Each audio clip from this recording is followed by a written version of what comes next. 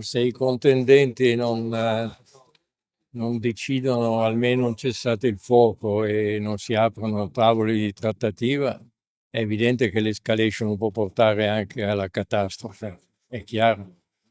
Una catastrofe che sarebbe completamente senza senso.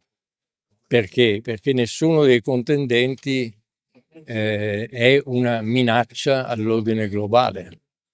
Cioè nessuno dei contendenti ha mire imperiali tali da minacciare la sopravvivenza del nemico, come nel caso di Napoleone nei confronti della Gran Bretagna o di Hitler. Quindi in quei casi la guerra diventa necessariamente assoluta. Quando uno ritiene che il proprio nemico vada annullato, è chiaro che la guerra diventa inevitabile, è una guerra assoluta. In questo caso chi può pensare di annullare il nemico?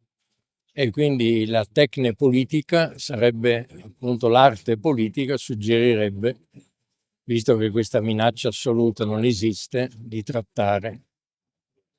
E invece non lo fanno.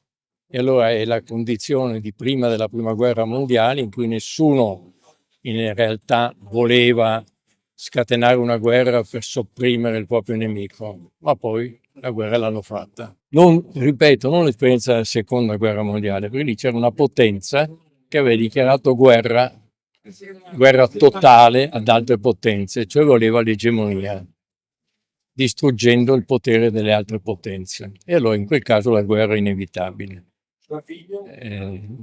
Oggi la situazione è più simile a prima della prima guerra mondiale, in cui c'era sì una lotta tra le grandi potenze, ma nessuna poteva pensare minimamente di sopprimere le altre.